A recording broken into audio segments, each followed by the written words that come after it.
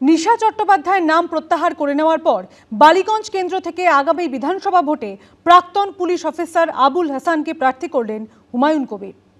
নিশা চট্টোপাধ্যায়ের কিছু ভাইরাল ছবি দেখার পরে আমি 3 ঘন্টার মধ্যে সিদ্ধান্ত নিয়েছিলাম যে ওইটা প্রার্থী পাবে না, প্রার্থী হিসাবে তার নাম আমি প্রত্যাহার করেছি।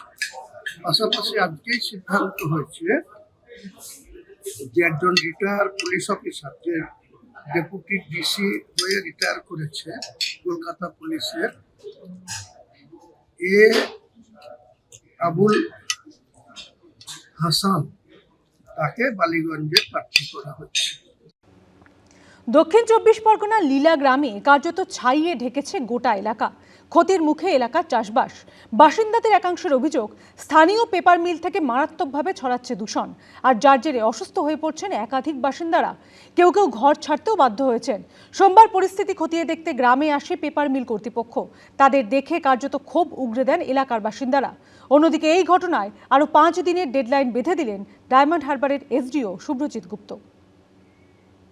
আমরা কুকুর ছাগল নাকি মিউজিক্যাল চেয়ার? আমরা খালি ধুলো খাবো আর আপনারা খালি চারদিকে রাউন্ড করে ঘুরবেন। বাড়ির ছাদ থেকে উঠোনে পুরু ছাইয়ের পরত। দূষণে কার্যত ঢেকে গেছে সবুজ ধানক্ষেত থেকে বাগানের গাছের পাতা। ভয়ঙ্কর এই ছবি দক্ষিণ 24 পরগনার নীলা গ্রামের। বাসিন্দাদের একাংশের অভিযোগ, স্থানীয় পেপার মিল থেকে মারাত্মকভাবে ছড়াচ্ছে দূষণ। এখানকার যে চিত্র দেখাবো, যে এখানে কিন্তু ঠিক এভাবেই হাত দিয়ে আমি যখন নাড়াচ্ছি সেখানে দেখা যাচ্ছে আঙ্গুলের ডগায় কিন্তু প্রথমত সেই কালো কালি লেগে যাচ্ছে। তার পাশাপাশি গোটা ছাদ জুড়ে এভাবেই কালো আস্তরণ পড়েছে পোড়া কয়লার। আমরা রাতে ধোঁয়া কালি, জল খেতে পারছি নি, ঘুমোতে পারছি নি, আমাদের ছেলে মেয়েরা পড়াশোনা করতে পারছি নি, আওয়াজ প্লেনের মতো। এইভাবে আমরা কিভাবে বাঁচবো?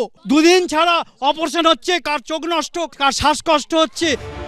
ডায়মন্ড হারবার বিধানসভা কেন্দ্রের মধ্যে পড়ে এই নীলা গ্রাম। সেখান থেকে প্রায় 1 কিলোমিটার দূরে ফলতা বিধানসভা কেন্দ্রের আওতায় রয়েছে এই পেপার মিল। সেই কারখানা কর্তৃপক্ষের বিরুদ্ধে একগুচ্ছ অভিযোগ তুলেছেন গ্রামবাসীদের একাংশ।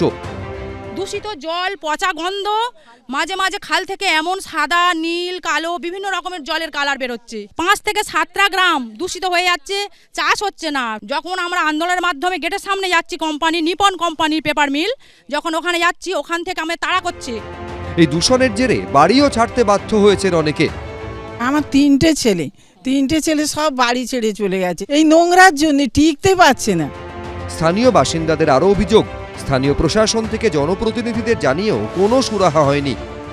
আমাদের এসডিও, আমাদের বিডিও, আমাদের ডিএম, আমাদের পলিউশন, আমাদের কাছে আমরা রাত দিন ওদের কাছে যাচ্ছি, আমরা ওদের কাছ থেকে ফিরে আসতেছি। এরই মধ্যে সোমবার পরিস্থিতি খতিয়ে দেখতে গ্রামে আসে পেপার মিল কর্তৃপক্ষ। তাদের সামনে পেয়ে ক্ষোভ উগরে দেন গ্রামবাসীদের একাংশ। আমরা কুকুর ছাগল নাকি? আমরা ব্যাক ফিল্টার লাগিয়েছি, এবারে আমরা দেখতে আসছি যে ওইটা করার পর কতটা ইমপ্রুভমেন্ট আসছে। Musical chair? আমরা খালি ধুলো খাবো আর আপনারা খালি চারদিকে রাউন্ড করে ঘুরবেন। আমি চেষ্টা করছি যে সবাইকে সাথে নিয়ে প্ল্যানটা যাতে চলে এবং আপনাদের যে সমস্যাটা, ওই সমস্যাটা যাতে সলভ করতে পারি। এটা খুব দ্রুত আমরা চেষ্টা করব, এটা যেন সলভ হয়ে যায়। অন্যদিকে এই ইস্যুতে কার্যত দায়িত্ব এড়িয়ে যেতে দেখা যায় স্থানীয় বিধায়ককে। নিপন পেপার মিলের দূষণ হচ্ছে, তবে আপনি যতটা করে বলছেন অতটা নয়, তাই দূষণ হচ্ছে। কিন্তু প্রশাসন ব্যবস্থা নেবে কি করে? এটা ফলতা থানার মধ্যে পড়ে, আমাদের কোনো করণীয় নেই। যদিও পেপার মিল কর্তৃপক্ষকে ব্যবস্থা নিতে 5 দিন সময় দিয়েছে প্রশাসন। ওনাকে একটা 10 দিনের টাইম দেওয়া হয়, 10 দিন টাইম অলরেডি পেরিয়ে গিয়েছে। বিডিও সাহেবকে আবার রিকোয়েস্ট করেছি যে ইমিডিয়েটলি আবার ডেকে আজকালকের মধ্যেই ওই কারখানার যিনি মালিক আছেন তাকে ডেকে আর একটা 5 দিন টাইম দিতে। যদি উনি এটা না করেন, কমপ্লায়েন্স না হয়, তাহলে আমরা পলিউশন কন্ট্রোল বোর্ডে আমরা এটা জানাবো। কবে এই দূষণ থেকে রেহাই মিলবে, আপাতত সেই অপেক্ষায় ভুক্তভোগী গ্রাম। হিন্দোল দে, এবিপি আনন্দ। রাজ্যের উত্তর থেকে দক্ষিণ দিকে দিকে গ্রেপ্তার বাংলাদেশি। বনগাঁ থেকে এক মহিলা সহ 4 বাংলাদেশিকে গ্রেপ্তার করল পুলিশ। আর এদিকে জলপাইগুড়িতে পুলিশের জালে পড়ল 2 মহিলা বাংলাদেশি অনুপ্রবেশকারী। আর এরই মধ্যে আবার বেআইনিভাবে সীমান্ত পেরিয়ে ত্রিপুরা এসে ধরা পড়ল বাংলাদেশি হিন্দু যুবক। এ রাজ্যে এসআইআর পর্বের মধ্যেই ধরা পড়ছে ভারতে অনুপ্রবেশকারী বাংলাদেশিরা। এবার উত্তর 24 পরগনার বনগাঁ থেকে 4 বাংলাদেশিকে গ্রেফতার করল পুলিশ। এদের মধ্যে 3 জন যুবক বাংলাদেশের জিয়ানগরের খেজুরতলার বাসিন্দা, ধৃত মহিলা বাংলাদেশের গাইবান্ধার বাসিন্দা। তাদেরকে জিজ্ঞাসাবাদ করে পুলিশ জানতে পারে অবৈধভাবে পশ্চিমবঙ্গ সীমান্ত দিয়ে ভারতে ঢুকেছিল 3 যুবক, কাজ করত ভিন রাজ্যে। চোরাপথে বাংলাদেশ যাওয়ার জন্য বনগাঁ রেলবাজার এলাকায় এসেছিল তারা। অন্যদিকে বনগাঁ থানার পাটশিমুলিয়া এলাকা থেকে গ্রেফতার করা হয় বাংলাদেশি মহিলাকে। কিভাবে আসলেন আপনি? কার মাধ্যমে, কার সাথে? কত টাকা লেগেছে? হ্যাঁ, 20,000 টাকা। উত্তরবঙ্গের জলপাইগুড়িতেও 2 মহিলা বাংলাদেশি অনুপ্রবেশকারীকে গ্রেফতার করল পুলিশ। কখন আসছেন? কালকে রাত 2টায়। আর এইখানে কখন আসলেন? এখানে এসে পৌঁছাইছি 2টায়। রাত 2টায়? তার মানে আজকে সারাদিন এখানেই ছিলেন? শুধুমাত্র এ রাজ্যেই নয়, বাংলাদেশ সীমান্ত লাগোয়া ত্রিপুরাতেও গ্রেফতার করা হয়েছে অনুপ্রবেশকারী বাংলাদেশিকে। ধৃতের নাম পঞ্চচন্দ্র দাস, বাংলাদেশের ব্রাহ্মণবাড়িয়া নাসেরনগর থানা এলাকার বাসিন্দা। গত 2 মাস ধরে আগরতলার সেলুনে কাজ করছিল এই অনুপ্রবেশকারী বাংলাদেশি। বাংলাদেশে অশান্তির আবহে ত্রিপুরার খোয়াই দিয়ে অবৈধভাবে ভারতে ঢোকেন বছর 35-এর এই যুবক। কারণ বাংলাদেশের পরিস্থিতি খুব খারাপ, ঘরে বাড়ি ভেঙে লাগছে, এর জন্য আমি ইন্ডিয়া চলে আসছি। আমি নিজে সেটেল হলে তারপরে ফ্যামিলি নিয়ে আসবো, থাকলে ইন্ডিয়াতে থাকবো, বাংলাদেশে যাব না। একদিকে অনুপ্রবেশকারী ইস্যুতে রোদ চড়ছে বাগবিতণ্ডার পারদ, অন্যদিকে দিকে দিকে গ্রেফতার হচ্ছে বাংলাদেশি অনুপ্রবেশকারীরা। সমীরণ পাল, রাজা চট্টোপাধ্যায়, প্রসেনজিৎ সাহা, এবিপি আনন্দ। সোমবার ঘোষণা, মঙ্গলবার বাতিল। বালিগঞ্জের প্রার্থী হিসাবে নিশা চট্টোপাধ্যায়ের নাম বাতিল করলেন হুমায়ুন কবির। প্রার্থী হওয়ার পর ভাইরাল হতে থাকে নিশার বিভিন্ন ছবি ও ভিডিও, আর এরপরই তাকে সরিয়ে দেওয়ার সিদ্ধান্ত নিলেন হুমায়ুন কবির। অন্যদিকে মানহানির মামলার হুঁশিয়ারি দিলেন নিশা।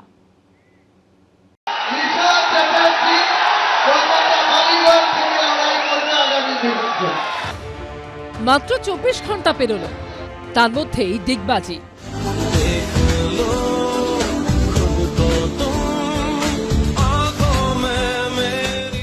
সোমবার নতুন দল গঠন করে সেই মঞ্চ থেকেই বালিগঞ্জের প্রার্থীর নাম ঘোষণা করেছিলেন তৃণমূলের সাসপেন্ডেড নেতা হুমায়ুন কবির।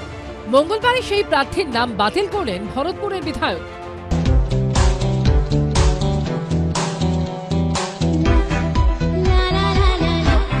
তার মানে এটা একটা ব্লান্ডার। হ্যাঁ, নিশ্চয়ই। তিনি কি বলছেন, কি করছেন, তার নতুন দল বিন্দু মাত্র আমাদের আগ্রহ নেই।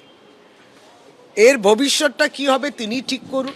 এটা তার ব্যক্তির পরিচয়, তার স্বার্থ এবং তাকে কে পরিচালিত করছেন, পিছনে কোন অদৃশ্য হাত আছে, কোথায় অদৃশ্য ফান্ডিং আছে, এটা বাংলার মানুষ বোঝে। সোমবার জনতা উন্নয়ন পার্টি গঠন করে 9টি বিধানসভা কেন্দ্রের প্রার্থীর নাম ঘোষণা করেন হুমায়ুন কবির। তার মধ্যে কলকাতার একটি মাত্র কেন্দ্রের প্রার্থীর নাম ঘোষণা করেন, সেটি হচ্ছে বালিগঞ্জ কেন্দ্র। প্রার্থী হিসেবে নিশা চট্টোপাধ্যায়ের নাম ঘোষণা করেন তিনি। আগামী বিধানসভা নির্বাচনে আমাদের দলীয় পতাকা বা সিম্বল নিয়ে লড়াই করবেন কলকাতা বালিগঞ্জ কেন্দ্রে, যেখানে বাবুল সুপ্রিয় প্রার্থী আছে, নিশা চ্যাটার্জি। এরপরই সোশ্যাল মিডিয়ায় দেওয়া নিশা চট্টোপাধ্যায়ের বিভিন্ন ছবি ও ভিডিও ভাইরাল হতে থাকে, জানিয়ে শুরু হয় বিতর্ক। তারপরই বালিগঞ্জ কেন্দ্র থেকে নিশার নাম সরিয়ে নেন হুমায়ুন কবির। আমার জানা ছিল না উনি একজন সেলিব্রিটি, এটাই জানতাম। কিন্তু প্রার্থী ডিক্লেয়ার করার আধ ঘন্টার মধ্যেই টিএমসির বিভিন্ন যে আইটি সেল বা বিভিন্ন রকম অনলাইনে যেসব ফেসবুকে তেনার কিছু ছবি ভাইরাল হয়েছে, তাতে আমার মনে হয়েছে যে আমার শুরুটা এই ধরনের কোনো ব্যক্তিকে বিধানসভার মতো পবিত্র জায়গায় পাঠানোর জন্য বা আইন প্রণয়নকারী সদস্য হিসাবে পাঠানোর জন্য মানুষ আমাকে ভুল বুঝতে পারে। তাই আমি সেটা 24 ঘন্টা যেতে না যেতেই রাত্রেই সিদ্ধান্ত নিয়েছি যে এটাকে প্রার্থী রূপে রাখবো না। নিশা চট্টোপাধ্যায়ের নাম বাতিলের পর বালিগঞ্জের সংখ্যালঘু সম্প্রদায়ের কাউকে প্রার্থী করবেন বলে জানিয়েছেন হুমায়ুন কবির। আমি 1 সপ্তাহের মধ্যে বালিগঞ্জের কোনো একজন মুসলিমকে প্রার্থী হিসাবে তুলে ধরব। ওখানে আমি খোঁজ নিয়ে দেখেছি যে বালিগঞ্জে প্রায় 50-50% কাছাকাছি মাইনরিটি ভোটার আছে। এই প্রেক্ষাপটে হুমায়ুনের আক্রমণের পাল্টা জবাব দিয়েছেন নিশা। একটা বাঙালি মেয়ের ওপর দিয়ে তোমরা এখন একটা মুসলিম সমাজ চালিয়ে দিচ্ছে আমাকে, মানে আমাকে এমন করলো যে আমি আপও হলো আমি ডাউনও হলাম। এটার মানেটা কি আমি তো এটাই জানতে চাই। আমি চাচার কাছে এটাই জানতে চাইবো আমার ভুলটা কি ছিল। আমার যদি এটাই ভুল ছিল তাহলে তো আপনার দেখে শুনে আপনার তো এত মানে সংগঠন আছে, এত মানুষ আছে, তো নিশ্চয়ই আমার নাম যখন নিয়েছেন আপনি তো কিছু দেখে তো নিয়েছিলেন। সেই দেখাটার পর সেই দেখা কোথায় গেল? তার জন্য আমি মানহানি মামলা করব। আর আমি যা ট্রোল হচ্ছি, আমি যা সাফার হচ্ছি, তার জন্য যদি আমার কিছু করে ফেলি বা কিছু যদি আমার মা বাবা বা ফ্যামিলির কিছু হয়ে যায়, তাহলে সেটা দায়ী কে নেবে? প্রার্থী চলে গেল, প্রার্থী বদল, এখন বলছেন নাকি ওকে কে নিয়ে এসেছিল। মানে কি এটা? এটা সিরিয়াস রাজনীতির জায়গা। কোনো ব্যক্তি একটা দল করতে চলেছে, আমার কাছে অমুককে নিয়ে এসেছিল, আমি ক্যান্ডিডেট করে ফেলেছিলাম, কি আর কি হচ্ছে? এটা একটা পলিটিক্যাল কমেডিতে পরিণত হয়েছে গোটা জিনিসটা। প্রস্তাবিত বাবরি মসজিদের শিলান্যাসের দিন সৌদি আরব থেকে ধর্মগুরু আসার কথা থাকলেও সেরকম কেউ আসেননি। এমনকি হুমায়ুন কবিরের নিরাপত্তারক্ষীদের হায়দ্রাবাদ থেকে আসার কথা থাকলেও পাঠানো হয়েছিল স্থানীয় নিরাপত্তারক্ষী। এবার নতুন দলের যাত্রার শুরুতে প্রার্থী নিয়েও ধাক্কা খেলেন ভরতপুরের বিধায়ক। পার্থপ্রতিম ঘোষ, ময়ূর ঠাকুর চক্রবর্তী ও দীপক ঘোষের রিপোর্ট, এবিপি আনন্দ। এবিপি আনন্দ, এগিয়ে থাকে, এগিয়ে রাখে।